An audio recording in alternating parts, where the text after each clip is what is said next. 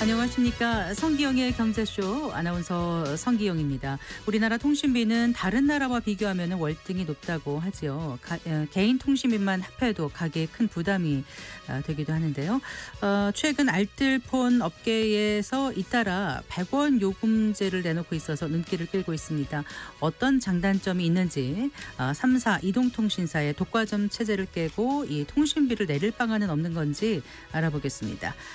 지난 10월 10일이었죠. 테슬라가 차세대 무인 자율주행 택시인 사이버캡을 선보였는데요. 사이버캡 공개 이후에 그 자율주행 상용화 시기에 대해서는 전망이 엇갈리고 있지만은 자율주행 시대가 성큼 다가온 것을 느끼게 됩니다. 글로벌 자율주행 경쟁이 더욱 치열해지고 있는 가운데 우리나라 자율주행 기술력의 현재 상황을 짚어보고 자율주행 시장에 대한 전망도 해보겠습니다. 이 시간 유튜브로도 함께합니다.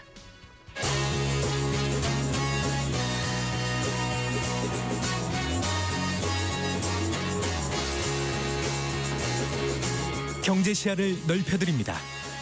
투자의 지름길을 안내합니다. 돈 되는 정보를 발견하는 시간.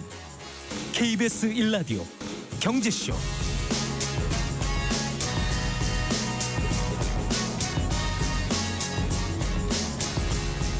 먼저 오늘의 주요 경제 뉴스부터 살펴보겠습니다. 경제 뉴스 브리핑 손석우 경제평론가와 함께합니다. 어서 나오십시오. 예, 안녕하세요. 안녕하세요.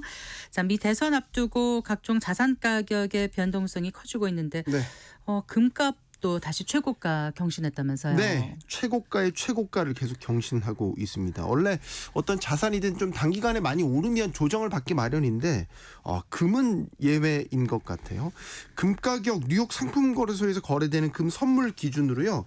제가 지금 보고 있는데 네. 조금 전에 방금 $2,800 돌파를 했어요. 그래요? 네. 네. 어제 같은 경우는 $2,780대를 돌파했다가 지금 새벽 사이 더 올라서 $2,790대 위로 올라섰고 방금 $2,800 돌파를 했다가 지금 조금 떨어져서 $2,799. 그러니까 네. 지금 최고가를 계속해서 경신해 가고 있는 그런 상황입니다. 금값이 계속 오른 이유가 무서운 게 이유를 바꿔가면서 오르고 있어요. 네. 오를 수밖에 없는 이유가 그렇죠. 계속 바뀌고 있어요. 그러니까 금리가 떨어질 것을 반영을 해서 금에 대한 수요가 강해졌다. 그래서 금값이 오른다라는 것도 있는데 중동 지역의 정세 불안이 이제 가중되면 또 안전자산으로서의 금 수요가 부각이 되면서 금 매수세가 강하게 나타나고요. 네. 최근엔 또 왜 오르냐? 미 대선 영향인 거죠. 그러니까 해리스 후보와 트럼프 전 대통령 간의 치열한 혼전 양상 속에서 불확실성이 커진다. 불확실하면 안전자산인 금이 낫겠다. 투자를 하는 게 낫겠다. 이런 것들이 다 금값을 올리는 원인이 되고 있는 거고 이달 이제 미 대선이 끝나고 나면 지금 미국 그 FOMC 연방공개시장위원회도 예정이 돼 있습니다. 이 자리에서 설왕설래가 있지만 어쨌든 이 금리를 인하할 가능성이 커지고 있는 상황인 만큼 이런 것들도 다 금에 대한 수요를 자극하는 원인들입니다. 네. 그러니까 금리가 떨어지면 결국 위험회피 수단으로 금에 대한 투자 매력도가 상대적으로 올라간다고 보기 때문이죠.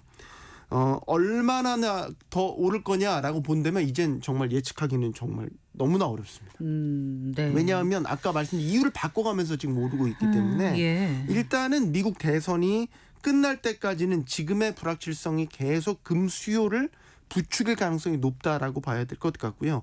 여기에 지금 중동 정세 불안, 오늘 같은 경우는 지금 러시아 우크라이나 전쟁에 북한군 파병이 지금 전세에 투입됐다라는 서방의 지금 정보가 들어오면서 이런 지정학적 리스크들도 계속 복합적으로 영향을 주고 있기 때문에 금을 계속해서 금 가격을 자극할 요인들은 지금 많은 그런 환경입니다. 그래서 네. 단기간에는 지금 $2,800 돌파 가능성, 내년까지는 뭐 $3,000도 올라갈 수 있다. 이런 가능성 높아지고 있는 상황이죠. 네. 또 오르는 게 있어요. 가상화폐, 비트코인 가격이 1억 원 돌파했죠. 했습니다. 네. 네. 국내 원화거래소 기준으로는 오늘 자정이 조금 넘은 시각이었고요. 비트코인 가격이 그때 1억 원을 돌파를 했고요. 제가 그때 마침 깨 있었습니다. 그래서 그 순간을 제가 포착을 딱 했는데 지금도 1억 원대에서 유지를 하면서 여전히 빨간불을 켜고 있는 상황입니다. 1억 원 돌파를 한 게 지난 3월 이후 6개월 만이거든요.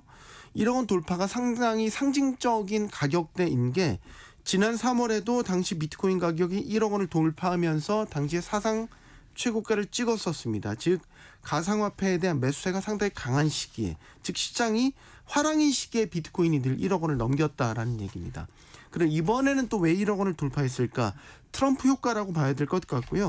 트럼프 전 대통령이 계속해서 가상화폐에 대한 우호적인 입장을 밝혀왔기 때문이고, 지금 뭐 민주당 대선 후보가 해리스로 바뀌었던 초반에 해리스 돌풍이 있었잖아요.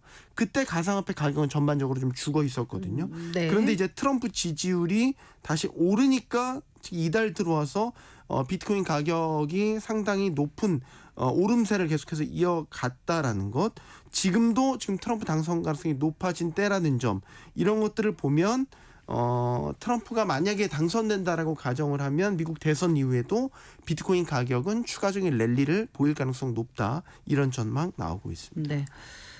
그 미국 대선 이후에 이제 국제 경제 질서가 또 한 번은 큰 변화를 겪을 것이다, 이런 전망이 나오고 있지 않습니까? 이제 우리 정부나 기업들은 특히 그 보호무역주의, 또 중국 견제, 이런 쪽에 좀 무게를 두고 주목하고 있는 것 같아요. 네, 맞습니다.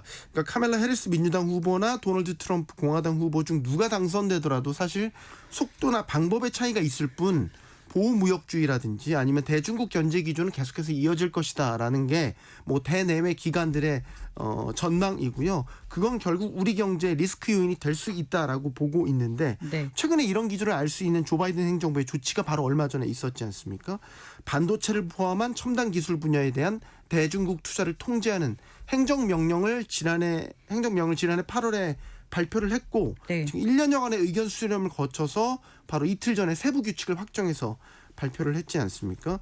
이게 이제 그 우려 국가에 대한 국가 안보 기술 제품에 대한 미국 투자에 관한 행정 영역인데, 그 우려 국가로 중국, 마카오, 홍콩을 딱 지목을 하고 있기 때문에 이거는 중국을 겨냥한 제재다, 이렇게 볼 수 있겠고, 네. 규제 내용은 크게 두 가지인데 간단하게만 설명드리면, 특정 기술 제품과 관련해 중국과의 거래를 아예 금지한다, 혹은 투자 계획을 미국 재무부에 사전에 신고해라, 네. 이런 내용들을 골자로 하고 있습니다. 그래서 그 분야는 뭐 반도체나 양자 컴퓨팅, 뭐 AI와 관련된 첨단 기술 분야가 다 해당이 되고요. 네. 이번 투자 제한 조치가 우리 기업들이나 우리 투자자들에게 직접적인 영향을 미칠 가능성은 제한적이긴 한데, 장기적으로 보면 직간접적인 영향권에 들어갈 수밖에 없습니다. 이번에 규칙을 확정하는 과정에서도 미 재무부가 밝힌 건 동맹국이나 파트너들과 폭넓은 대화를 나눴다, 이렇게 밝혔거든요. 지금 백악관 내에서도 동맹국들이 이런 대중제재에 동참해야 된다는 목소리가 갈수록 커지고 있는 상황이란 말이죠. 그러면 이번 대선에서 민주당, 공화당 어느 후보가 승리하더라도 이런 중국 견제 기준은 더 강화될 것이라는 전망에 이견이 없으니까 언젠가는 중국을 향해 우리에게도 칼집에서 칼을 뽑으라, 이런 강경한 요구를 우리한테도 할 수 있다라는 얘기죠. 네. 그리고 이제 최근에 그 트럼프 후보가, 트럼프 전 대통령이 이제 바이든 정부가 주도한 반도체법, 이게 이제 나쁜 거래다, 이렇게 이제 공격을 하면서 네. 이게 또 우리 기업들에게도 경고등이 켜졌다, 이런 분석이 또 나오고 있더라고요. 네, 맞습니다. 반도체법, 칩스법이라고 예. 하는데, 이제 미국 내에 반도체 공장을 짓는 기업들에게 보조금을 주겠다라는 것을 골자로 하는 법안이죠. 이게 조 바이든 행정부가 이제 입안한 법인데, 이게 미국 내 반도체 설비 투자를 좀 장려하는 목적으로 지원금을 주는 거고, 네. 상당히 많은 자금을 배정을 했어요. 527억 달러를 지원금으로 배정을 했는데, 우리 기업 같은 경우는 삼성전자가 이 중에서 64억 달러, 한 9조 원 가까이 되고요. SK하이닉스도 4억 5천만 달러 정도의 네. 보조금을 주겠다라고 확약을 받아놓은 상태거든요. 네. 그런데 이 칩스법을 트럼프 전 대통령이 공격을 했단 말이죠. 그러니까 나쁜 거래라고 규정을 하는데, 그의 주장은 이렇습니다. 왜 보조금을 주냐라는 거예요. 보조금 안 줘도 되고 그들에게 높은 관세를 부과를 하면 알아서 미국에 와서 반도체 공장 지을 거야, 이런 주장을 펼치고 있는 거거든요. 네, 그러니까 네. 트럼프가 세상에서 가장 사랑하는 관세 카드를 꺼내면서 자기가 집권하면 칩스법을 무력화하겠다는 뜻을 밝힌 거죠. 근데 이제 문제가 삼성전자 같은 경우는 텍사스 테일러시에 400억 달러 투자를 해서 지금 네. 파운드리 공장, 첨단 패키징 공장을 짓기로 했는데, 지금 고객 확보 문제도 있고 기술 문제 같은 것들에 부딪히면서 투자를 최소화하면서 속도 조절에 나선 상황이거든요. 네. 그러니까 삼성 입장에서는 보조금을 받아도 네. 투자를 지금 하기가 껄끄러운 상황이란 말이죠. 이런 상황에서 만약에 트럼프의 관세 공격이 가해진다면 삼성전자가 미국 테일러에 투자를 다 완료할 수 있을까? 아마 원점에서 재검토해야 되지 않을까 이런 상황이고요. 그러면 관세를 통한 압박은 가능할까요? 어떻게 보세요? 그건 전망은 어떻게 나옵니까? 네. 그것도 의문인 게 이게 지금 선거 기간이니까 자신들의 지지자들을 향해서 하는 정치적인 어떤 좀 강한 메시지인가 이렇게 보는 게 TSMC 예를 들면 네, 대만 TSMC가 네. 미국 빅테크 업체들이 요구하는 최고 사양의 칩들을 다 지금 만들어주고 있단 말이죠.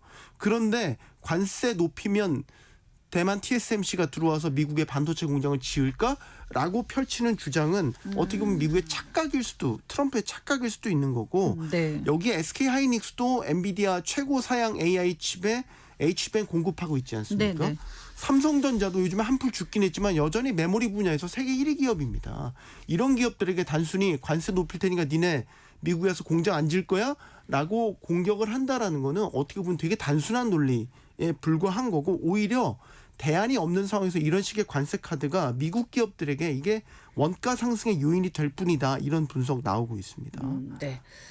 자, 그리고요. 그 북한군이 이제 러시아에 파병된 게 확인되면서 우리 정부도 지금 아주 민감하게 대응하고 있지 않습니까? 그렇죠. 네. 그런데 이제 파병된 북한군이 현재 우크라이나 국경을 넘어서 침투했다는 소식까지 전해지고 있는 그런 상황이에요. 이게 오늘 서방 매체들 통해서 네. 전해지면서 상당히 지금 기민하게 우리 정부도 반응을 하고 있어요. CNN 보도였고요. 2명의 서방 정보 당국자들을 인용한 보도였는데 소수의 북한군이 우크라이나 내부에 침투했다. 네. 그래서 상당수의 북한군이 이미 전장에서 움직이고 있는 것으로 보인다. 이런 보도를 했고요. 또 다른 외신에서는 한 발 더 나갔습니다. 이게 비영리기구 관계자를 통해 전해진 건데 네. 러시아에 파병된 북한군이 이미 전쟁에 투입됐고 전사자도 발생했다. 이런 주장도 지금 나오고 있어서 대개 오늘 하루 종일 긴박하게 돌아간 게 국방정보본부에서 국회 정보위원회를 통해서 공개를 했습니다. 러시아에 파병된 북한군 중 일부 선발대가 전선에 투입됐을 개연성이 있다. 이렇게 밝혔습니다. 이거는 네.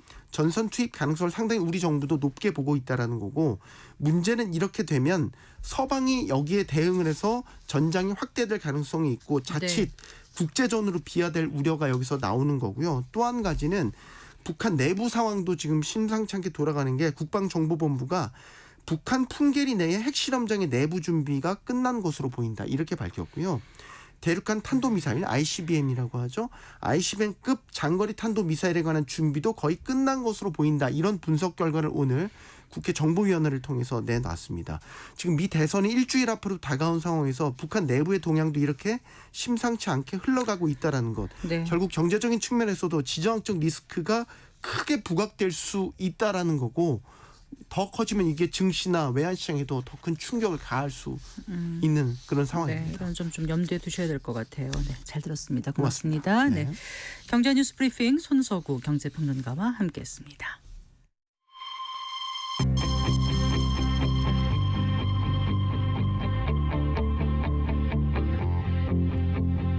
경제 전문가의 원포인트 레슨. 꼭 알아야 할 정보와 이슈를 알기 쉽게 풀어드립니다. 대한민국 경제 고수와 함께 투자의 맥을 짚는 KBS 1라디오 경제쇼. 진행의 성기영 아나운서입니다.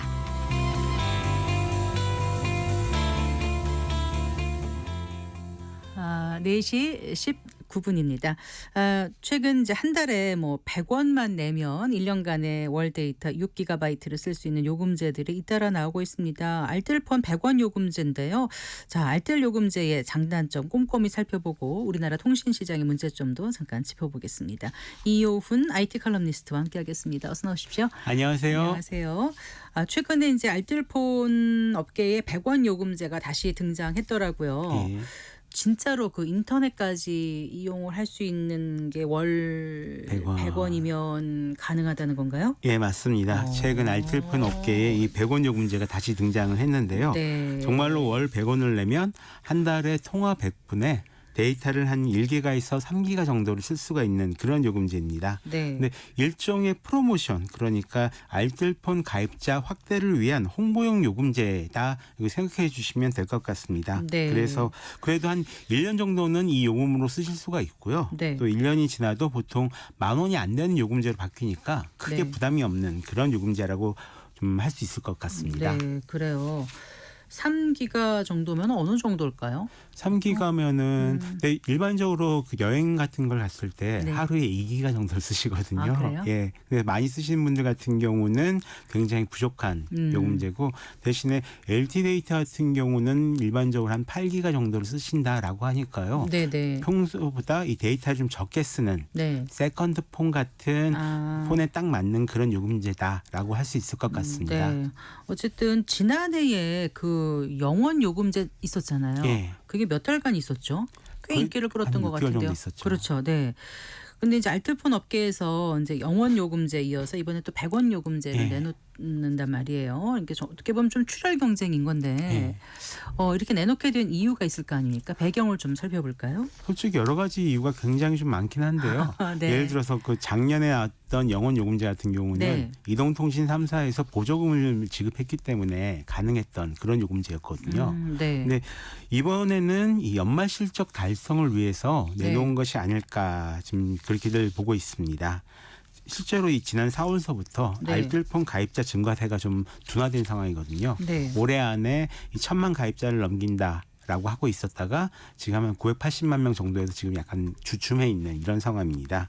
그리고 사실 이 한 회사에서 네. 파격적인 요금제를 내놓으면 네. 다른 알뜰폰 회사도 따라갈 수밖에 없는 그런 그렇죠. 구조가 나 있습니다. 혼자만 그냥 뒷짐지고 있을 수는 없잖아요. 예, 특히 이제 이 과학기술정보통신부가 집계하고 있는 무선통신 서비스 가입 현황이 네, 있는데요. 네. 이걸 보면 이동통신 3사 같은 경우는 이 신규나 번호 이동을 하는 사람이 굉장히 적습니다. 한 번 쓰면 그냥 예. 계속 쓰는 거고 대부분 다 이제 기기 변경을 하세요. 하죠. 네. 근데 반면 알뜰폰 같은 경우는 이 신규나 회선 변경으로 가입한 사람들이 한 매달 50여만 명 정도가 됩니다. 매달? 예. 네. 사람이 이 필요에 따라서 알뜰폰 회사를 자주 바꾼다라는 이야기거든요. 네. 그러니까 한 회사가 특가 요금제를 내놓으면 다른 회사도 똑같은 특가 요금제를 내놓으면서 쫓아갈 수밖에 없는 그런 상황인 겁니다. 네. 연말 실적 달성을 위해서다. 예. 연말까지 실적 달성이 왜 중요한 거죠? 알뜰폰 업계에서? 그 원래는 업계에서 네. 계속 조금씩 성장하고 있는 이런 네. 부분들이 굉장히 중요하지 않습니까? 회사를 가보면 보통 이제 세일즈 부서를 가보면 올해 뭐 몇만 대 판다라고 네, 크게 네. 붙여놓고 이렇게 하고 있는데 네. 정말로 그 올해 4월, 5월 달이 지나면서 요금자 보통은 1% 이상 매번 이 가입자가 증가해 오다가 네. 그게 1% 이하로 기세가 꺾였어요. 그러다 보니까 내림세요 지금 오히려. 올해 매출 목적을 아마 좀 달성하지 못하게 된 그런 상황으로 보고 있고요. 이 부분들을 이제 파격적인 요금제를 내놓으면은 네. 이 가입자가 한 10만 명 정도씩 늘거든요. 다시. 그렇게 해서 지금 다시 늘릴 생각이 있는 것으로 보고 있습니다. 궁금한 게 그러면 이렇게 늘리면 늘린 만큼 수익으로 많이 잡히나요? 아니면 이제 출혈 경쟁을 해서 네. 결국 가입자는 늘었지만 네. 알고 보면 앞으로 남는데 뒤로는 미치는 건 아닌가 이게 궁금해서 여쭤봤어요. 네. 일단은 요금제 자체에서 이제 크게 손해 볼 일은 없습니다. 네. 왜냐하면 이 알뜰폰에서 이 요금제에서 가장 큰 원가가 네. LTE 이 이동통신망 사용료인데요. 네. 이거는 이 소비자들이 지불한 금액의 일정 금액만큼 예를 들어 LTE 같은 경우는 한 47%를 기존에 있던 이동통신사한테 이 망을 빌려준 대가로 지불하게 됩니다. 네, 네. 그래서 요금을 많이 내건 적게 내건 이 원가란 부분에 있어서는 이제 알뜰폰 회사가 손해를 볼 일은 없는데요. 다만 회사를 운영하는데 네. 이 원가만 있는 건 아니지 않습니까? 네, 그렇죠. 예, 인건비도 있고 마케팅비도 그러니까요. 있고 이런 부분들에 있어서는 아무래도 어느 정도 좀 손해를 보면서라도 가입자를 늘리겠다. 라는 얘기로 생각할 수밖에 없을 것 같습니다. 네, 그렇군요. 그러니까 알뜰폰이라는 게 저거잖아요. 가상 이동통신망 사업자라는 거죠. 예. 정식 명칭이. 예. 그러니까 기존의 이동통신 3사의 네트워크 그 망을 빌려가지고 자체 브랜드로 통신 서비스를 제공하는 거잖아요. 예. 그런데 지금 말씀하신 그런 구조는 이해는 했는데 이제 영원 요금제는 한 6개월 하고 말았다고 하셨잖아요. 예. 그러니까 이번 100원 요금제도 올해는 못 가지 않을까. 그렇죠. 프로모션 요금제니까요. 네. 아까 말씀하셨던 것처럼 남는 게 없는 장사라서 올해 이런 요금제를 제공하진 않을 것 같습니다. 일단 올해 말 정도까지만 이런 프로모션을 하지 않을까 싶고요. 네. 그래도 아까 얘기했던 것처럼 계속 그 사람을 늘려야 되는 상황이 있으니까요. 이번에도 뭐 사람이 어느 정도 늘 때까지는 계속 그 이런 100원 요금제를 팔지 않을까 생각을 하고 있습니다. 네. 근데 지금은 좀 영원 요금제보다 빨리 접고 있더라고요. 빨리 어떻게 예, 하고 있다고? 프로모션을 종료한 회사가 벌써 좀 여러 군데가 있습니다. 아, 그래요. 네. 지금 전체 알뜰폰 사업자가 몇 개 정도 되죠, 우리나라에? 지금 완전히 드러나지 않았는데 네. 일단 80개는 넘는 걸로 보고 있습니다. 그렇군요.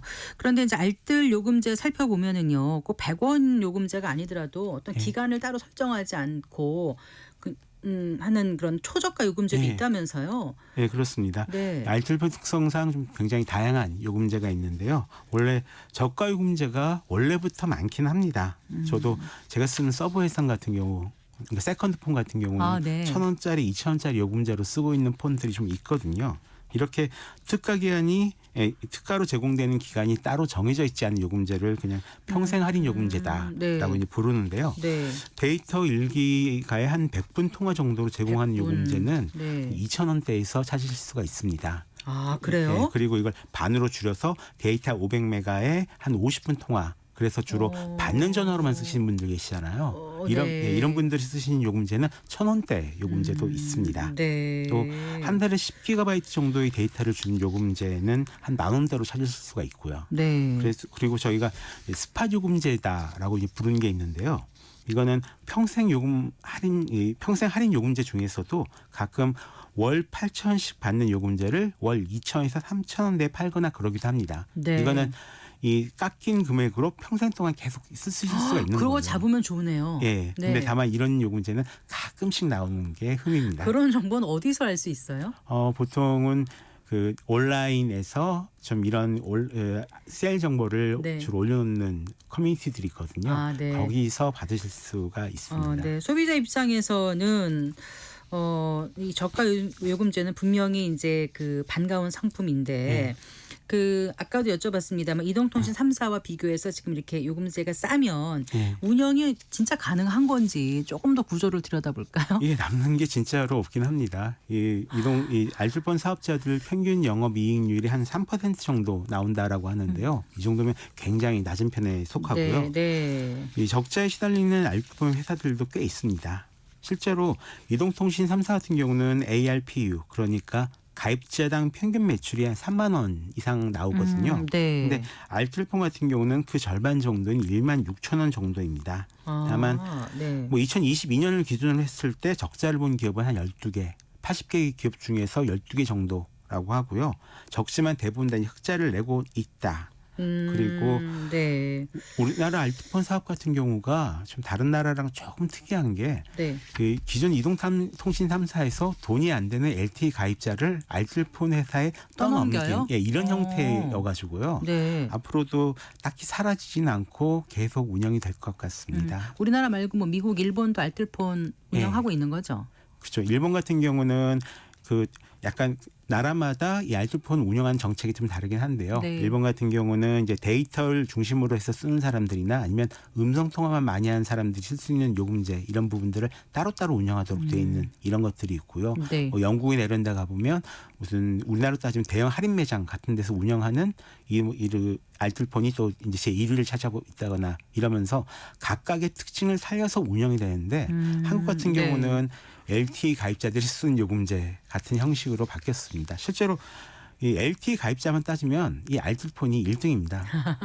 그렇군요. 네. 그런데요, 이제 우리나라 통신 요금제가 너무 비싸잖아요. 예. 그러니까 생활비에서 이 통신비가 차지하는 비중이 높다는 지적은 나온 지 이미 오래됐는데 그래서 그러다 보니까 이제 알뜰 요금제가 이렇게 다양하게 나오면 당연히 가입자들이 늘어날 것 같은데 예. 왜 아까 말씀하신 거 보면 어느 정도 시간이 경과된 후로는 이제 지금 줄어들고 있는 예. 증가 추세가 줄어들고 있다면서요? 왜 그럴까요? 사람들이 이동통신사를 옮길 때가 주로 스마트폰을 새로 바꿀 때거든요. 그렇죠. 네. 한국 이동통신 시장이 출렁이는 경우는 제 경험에 의하면 딱 두 가지 정도가 됩니다. 하나는 이 통사에서 지원금을 굉장히 많이 풀었을 때예요. 네, 네. 그래서 이제 대란이다라고 부르면서 뭐 최신 폰을 공짜로 가져가세요. 이런 일들이 있었을 때는 정말로 시장이 한번 출렁입니다. 네. 그리고 다른 하나는 사람들이 꼭 가지고 싶은 스마트폰이 나왔을 때인데요. 네. 요즘은 이제 이런 일은 이제 거의 없는 그런 상황이고요. 네. 알뜰폰 같은 경우는 이 두 가지가 다 안 됩니다. 하나는 자기들이 가지고 있는 돈이 없으니까요. 네. 스마트폰 구입할 때 사실상 보조금을 주기가 어렵습니다. 네. 그리고 새로 나온 최신 스마트폰을 알뜰폰 회사에서 파는 경우도 거의 없죠. 대신에 그렇죠. 네. 자기가 폰을 직접 사가지고 와서 알뜰폰에 가입하세요. 이게 알뜰폰의 기본적인 이 구조다 보니까 이 요금을 제외하면 사실 알뜰폰으로 옮길 이유를 찾기가 좀 어려운 상황이기도 하고요. 네. 또 알뜰폰은 이익이 적은 만큼 대리점이 거의 없습니다. 네, 요즘 네. 온라인 이런 얘기를 하지만 사실 이 스마트폰 구입이 아직까지 주로 오프라인으로 이루어집니다. 또 좀 예전 조사긴 하지만 2021년 기준으로 80%가 이 오프라인으로 스마트폰 바꾸는데요. 네. 이 알뜰폰 같은 경우는 오프라인 대리점이 없는 만큼 바꾸고 싶어도 쉽게 바꿀 수가 없는 것이 사실입니다. 아, 그렇군요. 그런데 이제 이전에는 신제품의 경우는 이제 알뜰 요금제를 아예 사용할 수 없었던 것 같아요. 예. 근데 지금 말씀하신 것처럼 그 알뜰폰의 장점은 결국 그 요금제 말고는 없다라고도 하던데 그래도 소비자 입장에서는 분명히 편익이 있지 않겠습니까? 예, 그렇습니다. 사실 뭐 예전에야 이제 자급제 폰을 팔지도 않고 이런 경우가 있어서 최신 폰을 쓰고 싶어도 쓸 수 없는 경우가 많았는데요. 요즘은 다 최신형 폰도 직접 살 수가 있으니까 그건 큰 문제가 안 되고요. 네. 저 같은 경우도 이 알뜰폰 이용자거든요. 아, 그러세요? 예. 그리고 이 알뜰폰의 가장 큰 장점이 요금인 것은 맞습니다. 네. 저만 해도 1년에 한 70만 원, 80만 원씩 내던 요금을 이 알뜰폰을 바꾸고 22만 원 정도로 줄였거든요. 굉장히 1년에 한 50만 원 이렇게 차이가 나죠. 네. 예. 다른 건 근데 솔직히 이동통신 3사에 비해서 못합니다. 다른 게 뭐 어떤 거요? 예를 들어서 뭐 포인트라든가 어떤 아, 그런 서비스라든가 거요. 네. 또는 고객 응대 특히 AS 센터에 연결한다든가 이런 것들이 굉장히 약해요. 네. 다만 개인적으로는 이 약정에 묶이지 않아도 되는 게 굉장히 좋았습니다. 그거 괜찮은 예, 것 같아요. 사실 네. 약정이 약간 목줄 잡고 끌려가는 느낌이라 가지고 예. 개인적으로 굉장히 좀 불쾌한 느낌이 있었거든요. 그런 게 없어서 정말로 이제 좋았고요. 네. 또 필요에 따라서 요금제를 쉽게 갈아탈 수 있는 것도 좋았습니다. 그 위약금 같은 것도 없고 약정에 안 잡혀 있으니까요. 그러니까요. 네. 많이 쓸 때는 좀 비싼 요금제, 네. 뭐 쓸 일 없거나 외국 나가 있을 때는 좀 싼 요금제를 바꾸거나 이런 것들이 되는 게 좋았고요. 또 다른 부가 서비스를 가입하라고 권하는 것도 없습니다.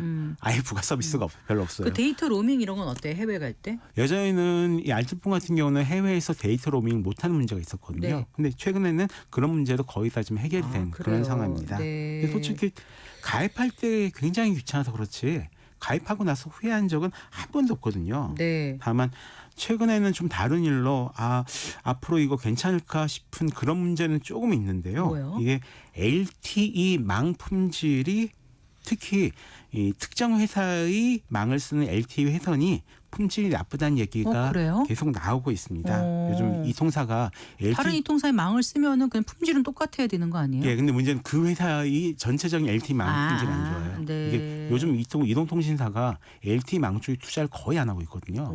여기서 생기는 문제인데 네. 이게 과연 이건 시간이 지나면 아무래도 문제가 조금 생기긴 할 것 같습니다. 네. 그런데 혹시 이런 얘기도 하더라고요. 이제 요즘 이동통신 3사에서 뭐 공시 지원금이라든가 선택 약정 이런 게 네. 있다 보니까 이걸 통해 혜택을 받는 게 알뜰폰보다 낫다. 네. 요즘 저렴한 요금제도 많이 나오던데 이렇게 또 얘기하시더라고요. 사실 뭐 장기 계약의 할인도 있고요, 장기 가입 할인도 있고, 다음에 가족 결합 할인도 있고, 네네. 여러 가지 종류의 할인 많죠. 또 인터넷이랑 묶어가지고 할인해 주는 경우도 있고 그렇긴 한데. 저 같은 경우는 항상 이 약정 기간 내는 총액을 한번 네. 계산해 보시라고 합니다. 사실 이렇게 계산기 두드리기가 쉽지는 않거든요. 대부분 1년에 내가 통신요금을 얼마만큼 내는지를 모르고 계실 거예요. 그리고 특히 또 대리점 통해서 가입하신 분들은 더더욱 이제 그렇고요. 당연히 그렇게 해야 되는 줄 알고 해요. 보통의 경우. 예. 특히 어르신들 같은 경우. 또 다른 한편으로는 네. 최신 스마트폰을 네. 갖고 싶은 욕심이 있는데 네. 사실 이제 할부로 구입하는 게 좀 이득이 보조금 받고 할부로 구입하는 게 좀 이익이다라고 네. 생각하시는 분들도 좀 굉장히 많거든요. 맞아요. 그래서 결과적으로 쓰던 대로 그냥 쓰시는 분들이 굉장히 많이 계십니다. 진짜로 많이 네, 계신데요. 그런데 계산기를 두드려 보라 이 말씀이세요? 예. 그래도 최소한 저희 이 방송을 들으시는 청취자분들께서는 계산기를 굉장히 잘 두드리시는 그런 분들이 아니실까 싶은데요. 네. 저도 알뜰폰 가입하기 전에 한번 계산을 해봤거든요.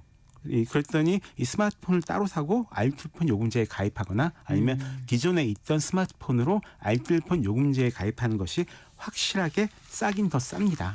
네. 근데 이렇게 얘기하면 또 한 달에 한 5천 원, 10,000원 차이면 그냥 편하게 이동통신 3사가 낫지 않겠냐라고 네. 하실 수도 있는데 솔직히 해보시면 아시겠지만 공시지원금 이런 것들은 비싼 요금제와 비싼 단말기에 집중되어 있습니다. 네, 네. 예, 싼 요금제는 솔직히 공시지원금 같은 경우도 거의 주지 않고요. 그렇더라고요. 예. 네. 선택 약정 같은 경우도 결국은 약정을 해서 한 1년에서 2년 네. 동안 꼼짝없이 묶여 있어야 되거든요.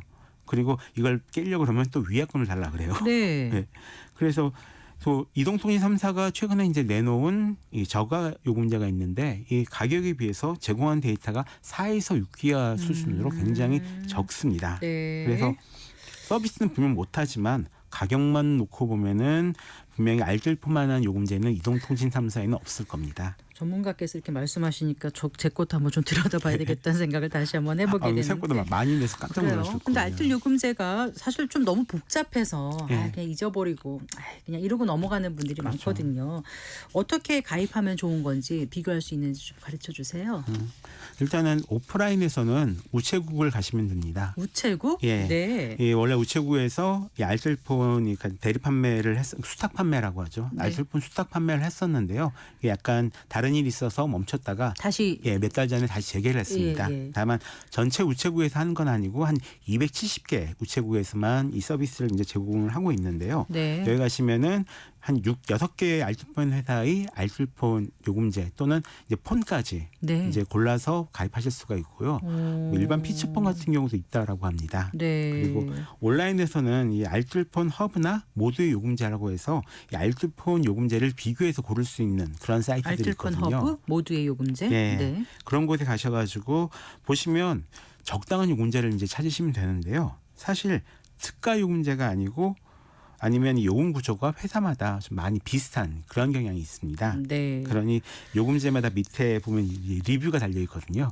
리뷰 읽어보시고 적당히 마음에 드는 곳을 찾으시거나 아니면 이 새로 가입할 때마다 뭐 사은품 주거나 하는 것도 있으니까요.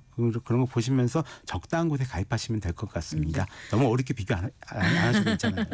네, 현명한 통신 소비자 되기 위해서 끝으로 어떤 것 체크해봐야 될지 말씀 부탁드릴게요. 사실 여러 가지 갈아타지 않는 것도 하나의 살아가는 방법이긴 하거든요.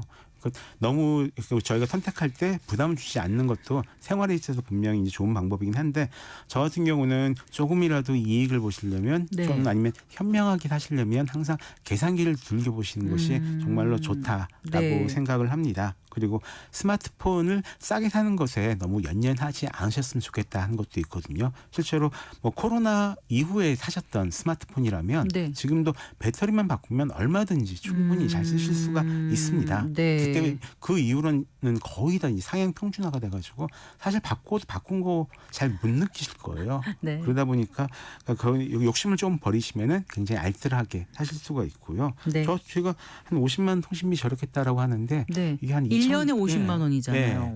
이게 한 2천만 원을 적금 놔야지 받을 수 있는 이자거든요.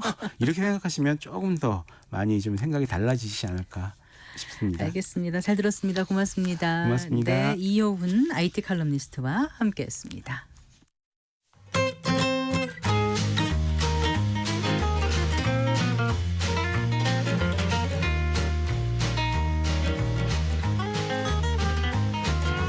경제 맛집 투자 핫플.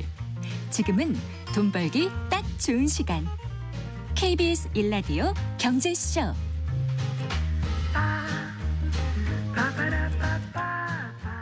디지털 기술의 혁신으로 새롭게 창출되는 상품과 서비스가 우리 경제 그리고 일상에 미치는 영향에 대해서 알아보는 순서입니다. 디지털 이코노미 오늘도 KDI 한국개발연구원 김동영 박사와 함께하겠습니다. 어서 나오십시오. 안녕하세요. 안녕하세요. 네, 오늘 자율주행에 대해서 얘기를 해주신다고요. 네, 저희 코너 이름이 디지털 이코노미인데 그러면 당연히 뭐 알고리즘 이런 얘기 하게 되고 네. 자율주행도 한 번쯤은 다루기를 했어야 되는데 네. 한 번도 다루질 않은 것 같습니다. 그래서 오늘은 이 자율주행차 이야기를 해보려고 합니다. 예. 마침 지난 10일에 그 일론 머스크가 테슬라의 자율주행 택시인 사이버 캡을 선보였어요. 그래서 전 세계 이목을 집중하기도 했었는데 네. 그 다음날 이제 주가가 한 10% 빠지면서 또 이목이 집중이 됐었죠. 그러다가 지난주에 3분기 실적이 발표되면서 20% 이상 성장이 가능하다는 전망이 나오니까 또 주가가 22%나 급등하는 모습을 그랬죠. 보이기도 했습니다. 네. 예, 은근히 주변에서 밥을 많이 얻어먹었어요. 다 이렇게 주식 갖고 계시는 분들이 밥을 많이 사주시더라고요. 아, 그래요? 물론 이제 테슬라만 자율주행을 개발하고 있는 건 아닙니다. 미국과 중국의 많은 기업들이 경쟁을 하고 있고요. 그래서 이 자율주행에 대한 이야기가 이 디지털 경제, 디지털 서비스에서는 또 빠질 수 없는 내용이어서 오늘 네. 한번 다뤄보려고 합니다. 그 자율주행의 기술 단계가 이제 뭐 1단계, 2단계 몇 단계 있을 거 아니에요. 네네. 근데 이번에 테슬라 이제 공개한 걸 보니까 사이버캡 네, 거기 그게 없죠. 그 핸들. 핸들하고 네. 페달이 없습니다. 그러니까 아예 이제 아무도 타지 말고 하라는 거잖아요. 그렇죠. 그 정도면 몇 단계에 온 거예요? 그게 이제 5단계를 상징적으로 보여준 겁니다. 네. 5단계라고 하는 건 이제 인간의 개입 없이도 그 인간이 아예 페달을 밟을 필요도 없고 네. 조향 장치를 작동시킬 필요도 없는 단계를 얘기하고요. 0단계는 제가 타는 차 같은 겁니다. 그 어떤 기술도 없거든요. 네. 그 저의 인간의 판단에 의해서만 가는 자동차가 자동화가 아닌 거. 네, 0단계고요. 네. 이제 1단계나 2단계 같은 경우에는 그 1단계는 차량 조향이나 가속이 어느 정도 자동화가 이루어진 것들이고 네. 조향과 가속, 감속이 다 같이 이루어진 게 2단계. 3단계부터가 조금 의미 있는 자율주행이라고 할 수가 있는데요. 네. 운전자가 핸들을 잡을 필요가 없는 상황들이 있는 것이 레벨 3입니다. 3단계죠. 네. 고속도로나 자동차 전용도로를 알아서 달릴 수는 있는데요. 돌발 상황에 대비해서는 항상 사람의 개입이 필요합니다. 네. 레벨 4는 사실상 완전 주행에 가깝지만 운전자나 승객이 조장 없이 운행할 수 있도록 설계된 특정 구간에서만 가능한 자율주행을 의미를 합니다. 이렇게 5단계로 크게 6단계죠. 0까지 포함하면 네. 자율주행의 기술이 구성이 되어 있습니다. 우리나라 같은 경우에는 이제 2027년에 완전 자율주행 상용화를 목표로 하고 있는데요. 실제로는 한 30년경은 되어야겠다라는 예측들이 지배적입니다. 근데 이제 이 레벨 3에 대한 내용을 조금 말씀을 드리고 싶은데 네. 레벨 3 자동차도 지금 잘 찾아보기가 쉽지가 않습니다. 그 이유가 여러 가지가 있는데 이제 결국에 레벨 3라고 하는 건 어떤 특정한 상황이 왔을 때 인간이 개입을 해야 되는데 네. 인간이 언제 개입을 할지 알 수가 없잖아요. 그러니까 항상 개입을 한 상태로 레벨 3를 맞이하게 됩니다. 언제 도발 네. 상황이 나올지 모르니까요. 네. 그러면 레벨 2하고 이제 큰 차이가 없어지게 되는 겁니다. 네. 레벨 2하고 레벨 3의 기술 격차는 차이는 꽤 크고 비용이 많이 들어가는 일임에도 불구하고 소비자 입장에서는 크게 편한 게 없다 보니까 이제 기업들이 좀 주저하는 거죠. 레벨 2나 레벨 2 플러스 이런 기술들을 오히려 더 활용하려고 하는 거고 3에 대한 부분들이 조금 그 양산이나 상용화가 좀 느린 편입니다. 네. 그러다 보니까 이제 돈 되는 영역에서 자율주행을 고민하는 기업들이 많이 나오는데 이런 건 이제 한번 소개해드리면 재밌을 것 같습니다. 오히려 그 농기구에 부착해가지고요 이 자율주행을 많이 쓰는 경우들이 있습니다. 네. 트랙터 같은 경우에 자율주행 그 알고리즘을 붙이면 자기가 알아서 수확도 하고 자기가 알아서 땅도 고르고 네. 예, 자기가 알아서 일을 하다 보니까 이 고령화된 농촌에서는 오히려 그 일반 도로에서의 자율주행보다 훨씬 더 잘 쓸 수 있는 그런 트랙터를 기술로 사용할 정도면 경작지가 좀 크고 그렇죠. 직진으로 쭉 갔다 네. 이렇게 오니까 아주 어렵지도 않고 하니까 어렵지도 않죠. 가능하겠네요. 네네. 그래서 오히려 여기에 지금 현재는 많이 쓰이고 있는 상황들입니다. 네. 그런데 이제 그 일론 머스크가 이번에 그 발표한 사이버캡 그 관련해서 보다 보니까 흥미로운 것 중에 하나가 앞으로 택시비를 버스비보다 더 저렴하게 할 수 있다라고 한 거예요. 그렇죠. 이게 가능한 건가요? 사실 이제 제가 모빌리티 관련된 연구도 하다 보니까 이게 엄청 반가운 소식이었습니다. 그 현실성을 떠나서 진짜 이렇게 될 수 있으면 되게 할 수 있는 게 많겠다라는 생각을 했었는데요. 일단 일론 머스크가 얘기한 것들부터 한번 얘기를 풀어보면요. 네. 이 지난 4월에 인터뷰를 하면서 자신이 가지고 있는 이 로보택시의 비전을 이야기한 대목에서 나왔던 얘기였습니다. 네. 로보택시가 버스비 정도로 탈 수 있어야 진정한 서비스가 될 거다라고 이제 말하는 대목이었는데요. 네. 여러 가지가 있었던 거죠. 자신의 차량의 활용에 대한 얘기도 했던 거고 얼마나 로보택시가 생산비를 줄일 수 있는가에 대한 내용들도 이야기를 했던 겁니다. 골드만삭스는 현재 로보택시 운행 비용이 한 1.6km당 한 4,200원 정도 봅니다. 근데 2040년에는 네. 58센트까지 낮아질 것으로 예상을 하고 있어요. 네. 그럼 이게 정말로 버스비보다 저렴해지는 건 는 현실이 생길 수 있는 거거든요. 네. 이렇게 전망하는 사실 가장 큰 이유는 운전자 인건비가 사라지면서 네네. 택시 원가에서 차지하는 가장 큰 부분이 사라지기 때문입니다. 게다가 모든 택시 차량이 만약에 자율주행 택시로 대체가 된다면 이제 차량 생산에 있어서도 규모의 경제가 발생하니까 차량 생산 원가를 떨어뜨릴 수도 있고요. 네. 우리가 이제 잘 알려져 있지는 않지만 이 택시는 일반 차보다 훨씬 더 튼튼합니다. 설계에 더 많은 비용이 들어가고요. 재료에 더 많은 재료비가 들어가요. 그런가요? 왜냐하면 우리가 에어컨을 틀 때 하루에 24시간 틀 일이 없거든요. 차량 에어컨을. 근데 택시에 있는 모든 부품들은 거의 24시간 돌아가기 때문에 훨씬 더 튼튼하게 만들어지는 경향들이 있습니다. 네. 근데 이게 이제 전기차로 바뀐다거나 한다면 연료나 정비에 들어가는 부담들도 확연히 줄어들 수밖에 없게 그렇겠네요. 됩니다. 네. 그러니까 이제 비용이 확 줄어들 수가 있는 건데 이 모빌리티를 연구하는 제 입장에서 이제 어떤 거를 상상을 해봤냐면 우리나라의 그 도시 지역이 아닌 곳들을 한번 생각을 해본 겁니다. 지금 도시 지역이 아닌 곳들의 문제가 굉장히 심각한데요. 버스가 못 다닙니다. 그러니까 처음에는 버스를 탈 사람들이 없어서 못 다녔습니다. 그런데 이제는 고령화가 돼가지고 어느 마을에서는 버스를 운전할 사람이 없어서 버스가 못 다니는 동네들도 네. 있거든요. 네. 그러니까 흔히 이제 버스는 노선 사업자라고 하고 택시를 구역 사업자라고 합니다. 네. 네. 그러니까 이제 버스는 정해진 노선만 다녀야 되고 택시는 마음대로 다닐 수 있는데 버스의 현실이 그렇다 보니 이제는 돈이 되는 구간을 노선을 마음대로 짜서 다닐 수 있는 수요 응답형 버스라는 게 이제 생기기 시작을 했습니다. 네. 근데 이제 이것도 지금 테스트 단계예요. 네. 이제 이런 그 부족한 교통 인프라를 보완하려는 노력들이 많이 있는데 네. 사실 이마저도 쉽지가 않습니다. 이게 그 역시나 경제성 문제가 있어서 보조금으로 다 해결이 돼야 되거든요. 그럼 대부분의 지역에서는 지금 오늘날 얘기입니다. 대부분 이제 100원 택시라 그래서 택시를 어르신들이 불러서 타면 네. 나머지 비용은 100원만 내고 지자체에서 보조를 해주는 건데 네. 이것도 쉽지가 않아요. 왜냐하면 그런 지자체는 대부분 재정 수입이 없거든요. 그러니까 처음엔 해주지만 나중에는 네, 몇 번 다니다 보면 그 바우처가 다 끝이 나는 겁니다. 네. 이런 현실이 지금 오늘날 펼쳐지고 있는데 만약에 로보택시라는 것이 등장을 해서 네. 버스비보다 저렴하게 이용할 수 있게 된다면 상상을 해본다면 네. 지금 우리가 겪고 있는 이 고령화 사회에서의 이동 문제라고 하는 것들이 꽤 많은 부분 해결이 될 수 있기 때문에 정말 그건 네. 바라는 부분이에요. 네, 우리가 한 번쯤은 네. 이런 부분들이 필요성에 대해서 생각을 해볼 때라는 생각이 듭니다. 근데 지금 이제 단계가 아까 말씀 0단계부터 5까지 갈 때 지금 네. 2 플러스 3 이 정도 온 건데 네, 네. 그 정도까지 가려면 좀 시간이 많이 걸리지 않을까 그런 생각이 들어요. 그렇죠. 근데 네. 이제 그래도 한 가지 좀 그 기대해 보는 건 제가 일전에도 한번 말씀을 드렸었는데 기하급수적 성장이라는 부분이었는데요. 네. 이제 우리 엄마가 그렇게 얘기하잖아요. 너 공부를 하다 보면 성적이 평행하게 가다가 네, 어느 날 어느 갑자기 갑자기 올라갈 거다라고 얘기를 하는데 이 기술도 마찬가지입니다. 그 올라가는 지점에서 또 어떤 부분을 자극하게 되니까 네. 다른 부분이 또 빠르게 올라가거든요. 또 그게 또 빠르게 올라가고 빠르게 올라가는 걸 자극하다 보면 생각보다 이 기술 발전이 빨리 올 수 있어서 그래요.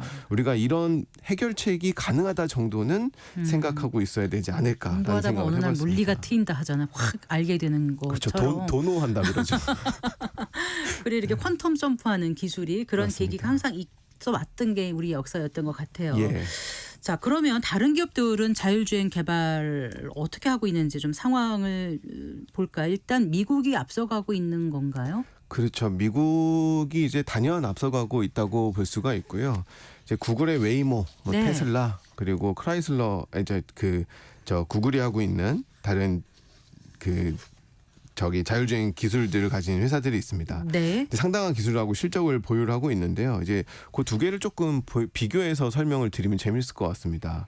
그러니까 웨이모, 구글이 가지고 있는 그 웨이모 회사의 기술과 테슬라의 기술이 뭐가 차이 나냐라고 한다면 이 데이터라고 할 수가 있습니다. 네. 테슬라의 자율주행차는 사실 택시에 한정되지 않거든요. 이미 우리 도로에도 많이 다니고 있고 전 세계 도로에 테슬라 차량의 자율주행은 그렇죠. 이미 움직이고 있습니다. 네, 네. 수백만 대의 테슬라 차량이 끊임없이 경고하고 데이터를 피드백해서 제품을 개선해가고 있는 거죠. 네. 이 웨이모의 시범 운행이 상당한 정도로 이루어지고 있지만 전 세계에서 동시다발적으로 이루어지고 있는 이러한 데이터 수집에는 비할 바가 아니다라고 평가하는 게 일반적입니다. 네. 그래서 혹자는 이제 테슬라가 웨이모보다 한 100만 배 정도 더 많은 데이터를 보유하고 있다라고 전망을 하기도 합니다. 네. 그리고 또 긍정적으로 볼 만한 어떤 사람들은 이걸 이제 비판하는 포인트로 보기도 하는데요.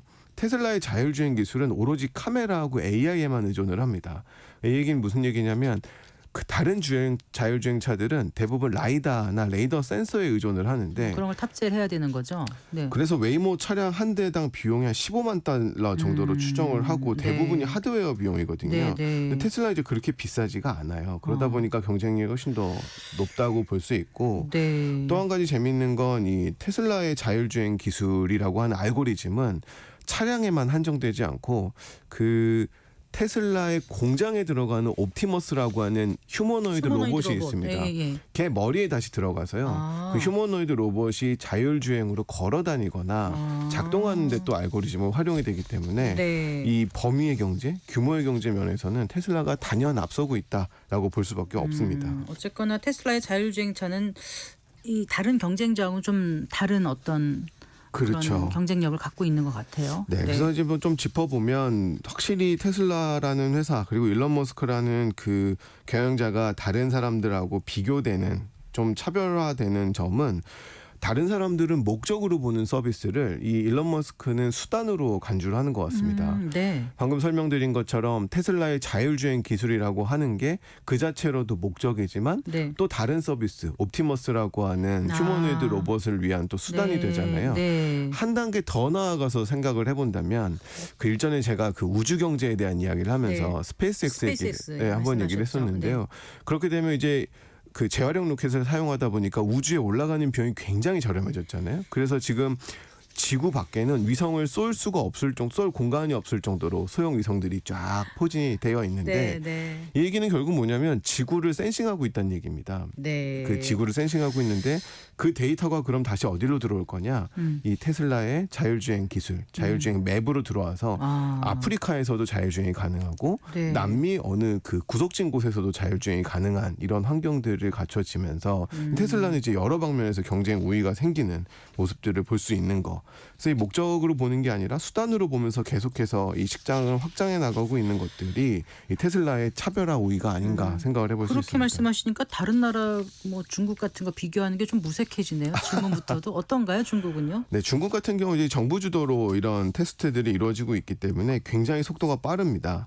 우한에서 이 자율주행 택시의 시범이 이루어지고 있습니다. 네. 아폴로 고라고 하는 서비스가 이루어지고 있고 다른 10개 도시로 확장하면서 많은 서비스들이 이루어지고 있는데요.